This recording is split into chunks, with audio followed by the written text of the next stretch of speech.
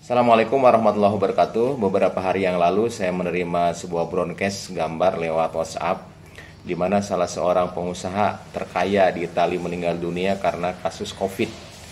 Yang menarik dalam tulisan tersebut ada kata-kata dari putranya yang mengatakan bahwa selama ini dia hidup dalam berkecukupan.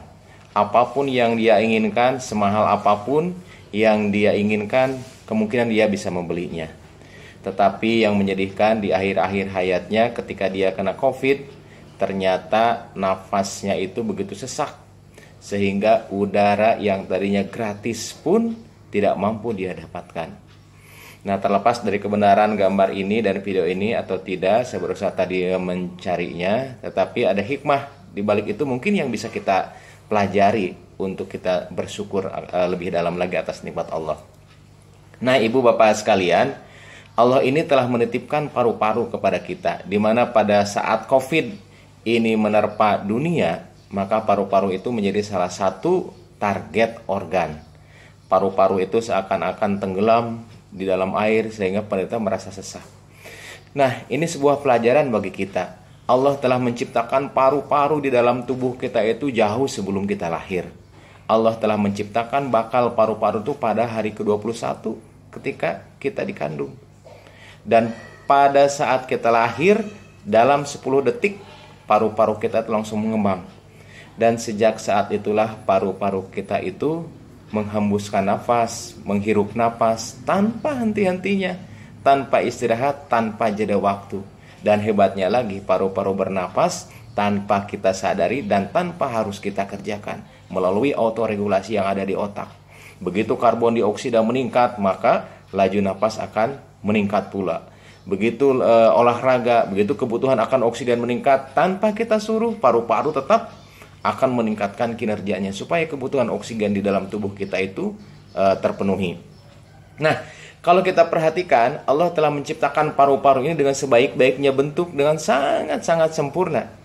Allah menciptakan dari atas itu saluran pernapasan. Saluran pernapasan itu ternyata tidak bisa kolaps, tidak bisa kempes. Kenapa? Mereka dilindungi oleh cincin-cincin trakea. Jadi kalaupun tidur, kalaupun kita misalnya ketekan, itu sangat kecil kemungkinan napas kita itu tertutup. Karena Allah telah menciptakan cincin yang begitu kokoh sehingga saluran napas itu terbuka. Saluran napas itu masuk lagi ke dalam dada, kemudian juga bercabang menjadi 2. Sampai cabang yang paling kecil, lebih kecil saluran udara ini dari rambut. Dan tibalah saluran udara tadi ke daerah terminal akhir yang disebut dengan alveolus. Nah, di alveolus inilah terjadi pertukaran udara yang masuk ke dalam paru-paru, yang kaya akan oksigen, kemudian nitrogen, kemudian ditukar dengan hasil metabolisme yang ada di dalam tubuh, CO2 keluar. Kemudian juga di alveoli itulah oksigen akan masuk ke dalam pembuluh darah dan kita tidak akan sesak napas setelah itu.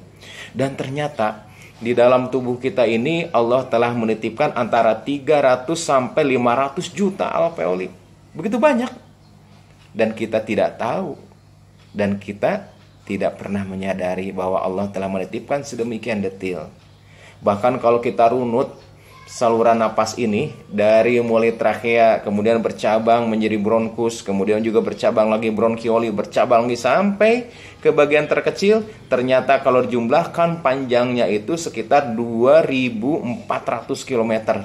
Bayangkan betapa dahsyatnya ciptaan Allah ini. Antara Aceh dan Lampung saja jaraknya itu sekitar 2044 km.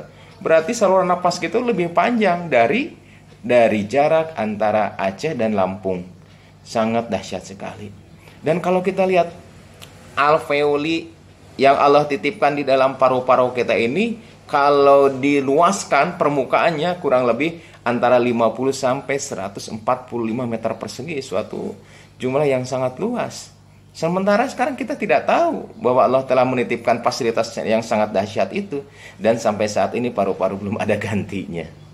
Jadi kalau operasi jantung sementara bisa dihentikan untuk apa? Dengan menggunakan mesin. Tapi kalau paru-paru tidak ada yang bisa menggantikan perfusi oksigen ke dalam tubuh manusia sampai saat ini. Dan Allah juga menitipkan otot-otot di dalam rangka dada kita untuk menarik napas, untuk memperluas dinding dada bagian dalam. Allah menitipkan 11 pasang musculus intercostalis interna, musculus intercostalis interna, externa. Kemudian Allah juga menitipkan diafragma untuk apa? Agar kita tuh bernapas. Dan hebatnya napas yang kita lakukan itu tanpa sepengetahuan dan tanpa sadar kita. Bisa sadar tapi jarangnya tidak sadar kita bernapas, sehingga kita tidak pernah lupakan untuk bernapas. Jadi itulah kehebatan-kehebatan Allah yang dititipkan kepada manusia. Jadi kalau kita nurunut lebih dalam lagi, memang kalau kita jumlahkan rata-rata orang dewasa bernapas itu sekitar 16 kali per menit. 16 kali napas, 16 kali napas. Kalau dijumlahkan per hari sekitar 23.000 kali kita bernapas. Suatu jumlah yang sangat besar. Bayangkan andai kata kita harus bernapas, kita harus sadar, maka sehari-hari mungkin kita hitung napas saja. Dan udara yang kita hisap rata-rata per hari itu antara 6,3 sampai 13 liter per hari. Andai kata kita jumlahkan mungkin ibaratkan galon aqua, galon air mineral itu sekitar 19 liter isinya. Mungkin sehari semalam kita memerlukan antara 492 sampai 1000 galon untuk napas tuh. Sedangkan sampai saat ini kita kasih gratis. Tapi alangkah jarangnya kan kita bersyukur. Dan ternyata udara yang masuk ke dalam saluran napas kita itu ternyata tidak bersih.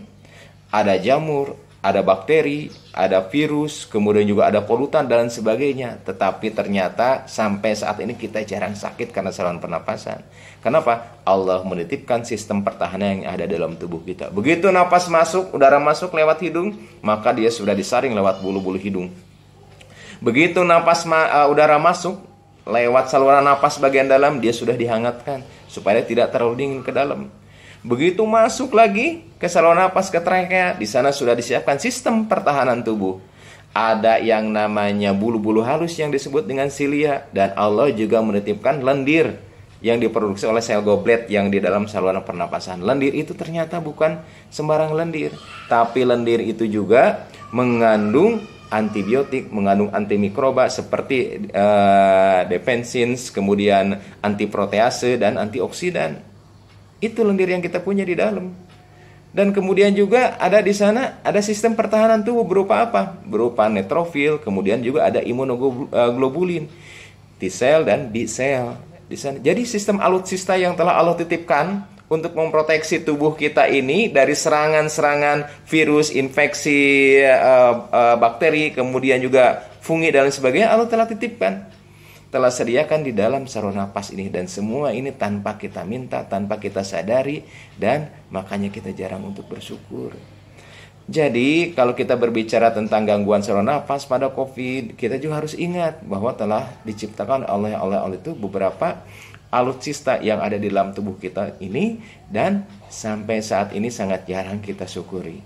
Oleh sebab itulah marilah kita sama-sama mengambil pelajaran dari kasus-kasus demi kasus ini, bahwa selama waktu kita hidup berapa tahun ini, ternyata Allah lebih banyak menitipkan waktu sehatnya daripada waktu sakitnya.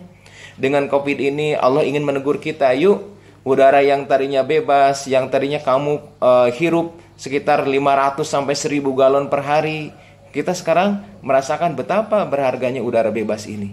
Allah berfirman di dalam Al-Quran surah Al-Mulk ayat 23, Qulil ladzi ansha'akum wa ja'ala lakumus sam'a wal absara wal afidah qalilam ma tashkurun.